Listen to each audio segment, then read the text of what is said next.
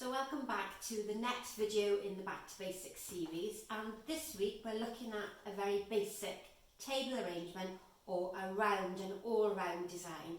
So previously we've done arrangements that have only been seen from the front and the back has been covered in just attractive foliages. Today's design is different in the fact that it is seen from all directions, so it's seen from all around, and it's a design that you tend to look down on rather than look at from the front. So I've picked a little bit more of an interesting container to do this week's design in. It's a terracotta styled base, which is a couple of inches tall, and a half block of floral foam that's been pre-soaked fits in there quite snugly. I just push that down. And because it's quite a traditional massed arrangement, we need to have a good inch or so of the floral foam above the edge of the container. And again, I'm going to do that little chamfering technique just to take off that harsh right-angled corner, because it makes it a little bit harder to arrange into when you have those very square edges. So that's the sort of preparation done. Now I don't need to put floral tape to hold that into place because it's nice and secure, but you might at this stage want to add some tape over the top of your own container to stop it moving around, or maybe even use a floral frog, plastic frog on the bottom to make sure it doesn't slide around in the container. But for me, the preparation of that is nice and secure. Now in the previous videos, we've looked at placing the flower material in first, so I'm going to continue that method through the videos so that you can get a continuity from start to finish. And this week we've got a little bit of a variation of flowers. And I've gone with, again, just a very basic selection of flowers, something that you would be able to get hold of at your local florist or when you're doing your weekly greengrocery shop. The aim is that these back to basic videos are suitable for everybody, and it's not using flowers that are very hard to get hold of or very seasonal. So we've gone for something that is easily available most of the year. And we're going to start with the carnation again, because this gives us a good strong focal point, and it's a nice large flower to be seen quite clearly on the camera. And in the past we've used the height of our container to gauge the overall height of our arrangement, but this time we're going to use the width, because the width is the wider part. Now if you were using a small saucer or a container that didn't have any sort of dimensions to it, a flat plastic dish or just an ordinary saucer from the house, you can really go as wide as you want to go with the width. You can maybe think about the table it's going to sit on or the room it's going to be presented in for you to gauge the scale of the arrangement that you're going to create. But for me, I have a sort of medium to small size container, so I'm going to bear that in mind where I create the overall dimensions of my arrangement. So today I'm looking to create a design that's height is the same as my width, and that carnation there is pre-cut just so that you can understand the dimensions, and that will give me my height flower. And it will also, in a little bit later, roughly gauge how wide my flower arrangement is going to be when I start to put the outline foliage in. But for now, that flower, the same as my width of my container, is going to give me the height. And it's a short arrangement, it's not going to be tall, so the flower itself only needs to go into the floral foam maybe about an inch or so. And we've placed that into the centre of the foam, as close to the middle as we can get, and straight up. So that creates our our height. That will create the outline height of the arrangement there. And then to give me my lower placements of my focal flower, so again I'm sticking with the carnation so that my focal, my larger flower is the same colour. This could be a rose, could be a gerbera for example. If you've got lovely sunflowers you could do a really large table centre with them. And for the side placements, so I'm going to go with 3 because 3 tends to give a more pleasing look for a circle. If I just place in 4, just to give you an idea of what I'm trying to explain. If I put 4 in, so if you think a little bit like a compass at this stage, we've got north, south, east and west. If we put 4 in like that, 4 tends to give a very squared look to the arrangement.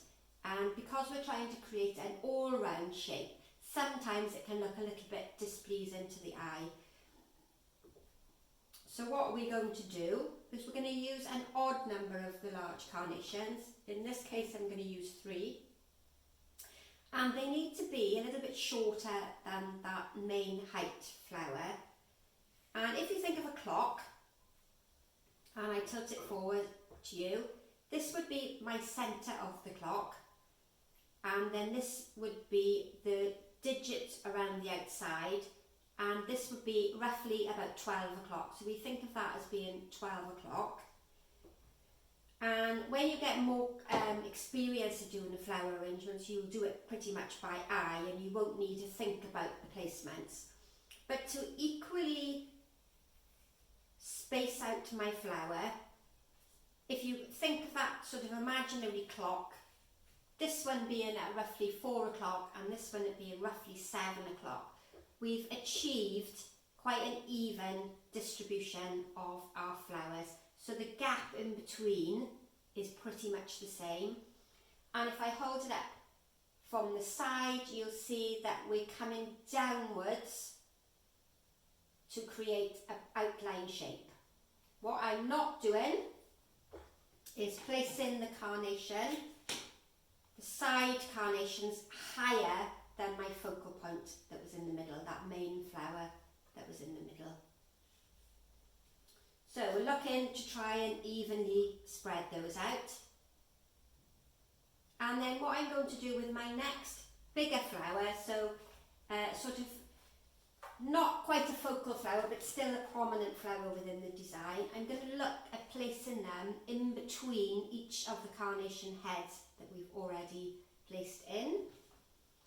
Just going to remove a little one of the buds off there. Now this is Hypericum, you might be a little bit familiar with this, and I've pre-cut them just to give you an idea of the length of the stem. We're almost going at the same size but lower down in the arrangement. So radiating out from a centre point, it's as if all your flower stems are heading to the same point within the floral foam. Again, just chop off that little berry that's a little bit sad. Slightly lower down, so that we're almost forming a sort of second tier of flowers. Now if you only had carnations or you had like a larger bunch of roses, then you could use the same flower in the second layer. But this adds in interesting texture and a different shape and a slightly different colour combination. And again, if I hold it up, you'll see that we're slightly lower down, but equally spaced out in between those carnations. And that's pretty much the sort of basic outline profile created. And at this stage, you can either go and add in your what we would call maybe a transitional material. So it's like a secondary flower. It's not quite as important as the large focal flowers, but it helps to strengthen and create the outline. So you could go with the flowers at this stage. And I've got the spray carnation, quite a standard flower that you can pick up anywhere. And I've also got a spray chrysanthemum. And this is the Santini variety, so it's a little bit smaller than the general chrysanths you tend to pick up at the supermarket. And often with this variety, you will get long breaks on the flower stem. So if you wanted to use these individually, you have quite a long length there to place into the arrangement. Sometimes with the supermarket chrysanthemums, they have very small heads on them and they're quite hard to get any length on the chrysanths to bring out to your edge to create that outline shape.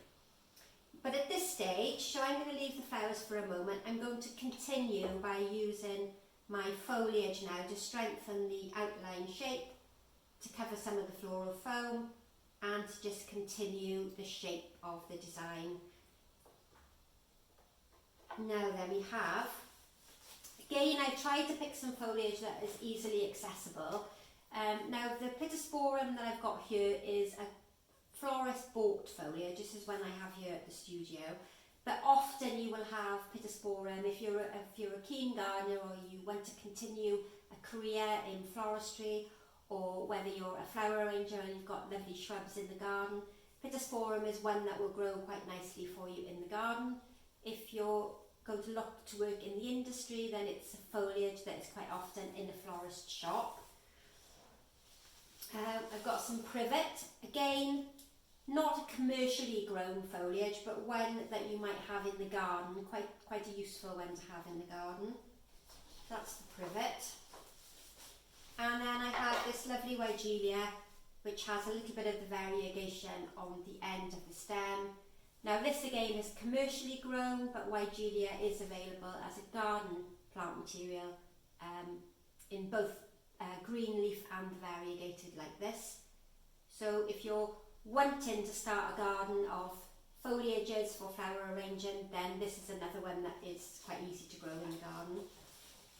And then I've also cut myself just 3 larger pieces of the Hydrangea. So this is the leaf from the Hydrangea.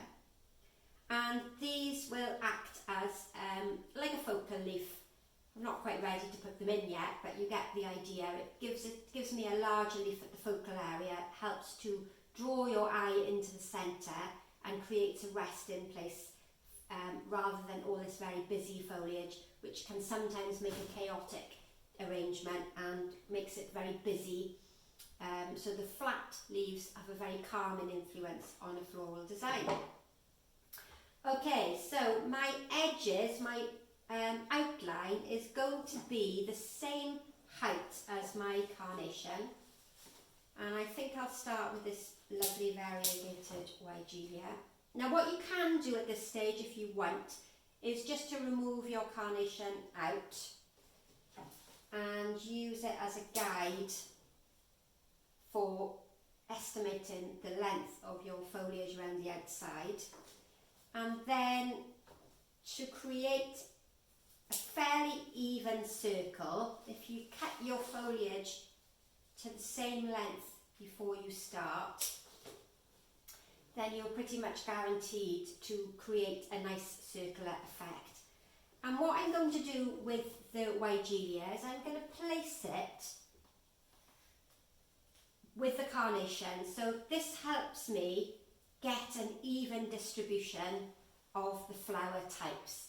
We've already created a pattern. So floristry and flower arranging, when you're learning, is quite often about arranging in patterns and sequencing. And I've created a pattern with those orange carnations, so I'm repeating the pattern with my Weigela foliage on the outside. And then what I'll do with the Pittosporum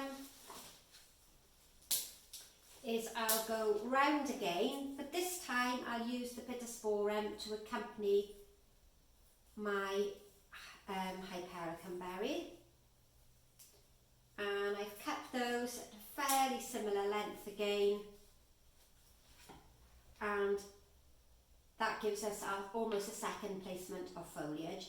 Now it doesn't matter if that is all one type of foliage, but the idea is to get a circular shape so that each piece of foliage you've added in is the same length. You know, it's easy when you know what the materials are and you know how to pick and select your foliages. When you're learning, it's a little bit harder to know whether you're choosing the right materials and whether you're placing them in the right place. So consider just working in patterns to start with, and all I've done there is I've just strengthened each group. And then if you had another type of foliage, in my case it's the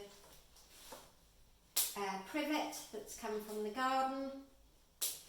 I'm going to go round and just fill in the gap in between so that we have a continuous outline around the edge of my container.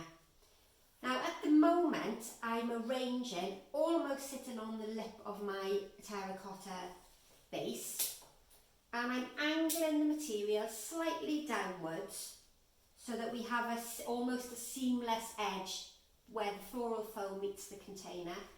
What I'm not doing is arranging them so they're sticking up in the air in this sort of fashion so that my foam is very visible underneath. So I've angled them so that we get a seamless join between the container and the floral foam. And then because I've used the variegated Weigela on the outside, I'm going to cut this one down into small little pieces, and I'm going to bring this up towards my focal flower there in the middle. So that colour is brought all the way through to the top. What you want to try and avoid is having materials towards the outside but not continuing it through towards the centre. So a couple of little bits in there. And again, I've tried to choose materials that contrast one another, whether it's in their colour or in their shape of the leaf or even the size of the leaf, just so that we get a nice little bit of interest. But again, if you're learning and this is the first time you've made a posy like this, then really you have to just use whatever you've been able to get hold of. And what I've done there is I've just brought some foliage up to the height flower, my main flower there at the top, so that that carnation isn't standing up there all on his little own. He's got some friends and he's got somebody to accompany him in the arrangement. And I'll do the same with the Weigela, just bring a little bit of that variegation up towards the middle. And if I tip it upwards, there's still quite a lot of floral foam showing, but for a minute we will leave the addition of the foliage. By leaving some gaps there, it's easier to insert the flowers that you've got remaining. You overfill at this stage and it's quite hard then to insert your flowers. And then with the larger leaf, so this week I've got Hydrangea, and the leaf of the Hydrangea is quite often overlooked. We of course use the beautiful big flower heads, big bracts, but sometimes we don't pay attention to the foliage. It's very long lasting, beautiful broad shaped leaf, and at this time of year it's turning into the rusty autumn shades, which is always very attractive. So you'll see there it brings in almost a different contrast of texture and colour there towards the focal area where I have those main larger carnations. And the outline shape is created, so once you get to this stage it's really a case of almost painting by numbers or joining the dots. So my spray carnations are nicely sized. Stems are a good length to add into this type of arrangement, and if you're making a tall design you might leave your spray carnation like this here, but because I went shorter pieces it's more than acceptable to cut that spray carnation down, and from that one ahead now I have 3 placements, so it's a really good economical flower to have. And it's a small flower head. So small flower heads always go to the outer edge with larger flowers towards the middle, and I'll just continue in that manner, almost sitting it on top of the foliage edge that you've created. We don't go larger than the foliage. The foliage created your outline, so your flower lengths stay within the outline that you've created. And if we think of an imaginary line that comes from the top here down to the edge, all our placements of flowers now stay within that sort of an imaginary line.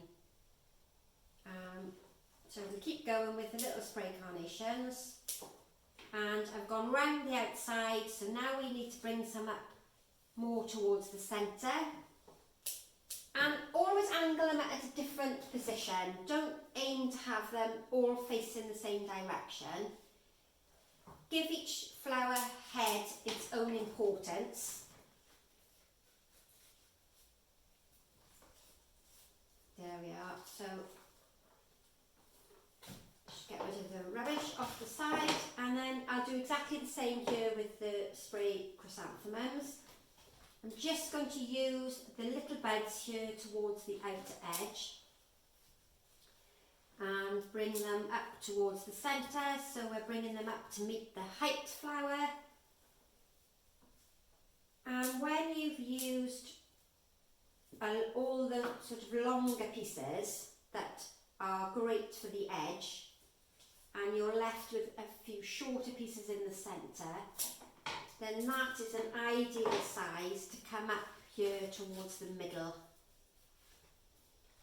That one's a little bit long, so you can cut in down shorter. And again, we've got things at different lengths. We've got some taller, some shorter pieces. And we'll just continue there, going all the way around. Now, each week I say that this is, this is the very fundamental. Now each week I do say that these are the very basic floral designs. These are really taking you back to the very beginning of flower arranging and floristry. And as you get more confident in your flower choice, you can make the design a little bit bigger or a little bit smaller. This type of arrangement is brilliant around the Christmas time, where you can maybe have a big fat candle there in the middle. It's ideal as a gift for somebody because it's quite small to sit on a side table. It would have been a design that we would have made as florists to go into the local hospital, until of course the rules all changed and no flowers are now allowed into a hospital. Would have been ideal to sit on a little locker. Very good for somebody who's a little bit poorly. You could use gorgeous scented flowers in there, some freesias, or you could add in a little bit of lavender. Now I'm just ensuring now that there is an even distribution of this lovely rust colour. Very pretty little autumn shade of chrysanthemum. As a florist, I always have the little chrysanthemums like this in stock because they make interesting addition to all different types of bouquets.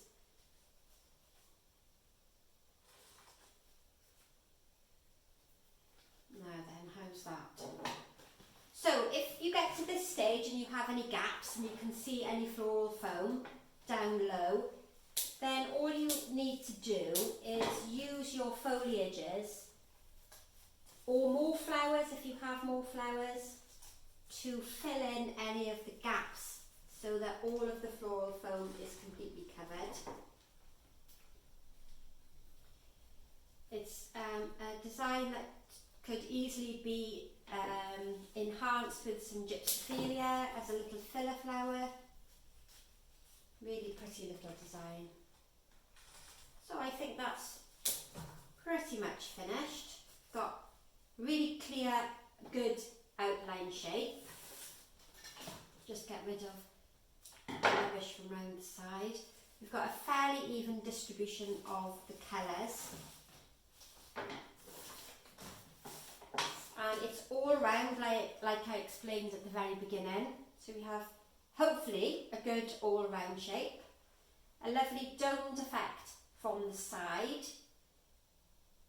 A little bit of plant material down low which gives us recession and helps to bring the eye down towards the bottom to create depth and enhance the three-dimensional effect. And a fairly good, hopefully, even distribution of the colours. So what do we think? Have you enjoyed that one? A little bit harder this week as we've introduced more colours and more textural flowers and different choices of varieties of flowers. But have a go. Don't worry if you can't get the same flower material as I've got here. Just have a little go.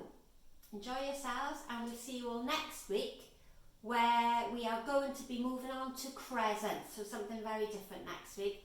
Crescent shapes, and we'll look at some very traditional designs. So thanks for watching it. So don't forget, if you've been enjoying the video, subscribe to the channel and you'll get notified when a new video is released. And thanks for watching everybody, and goodbye for now.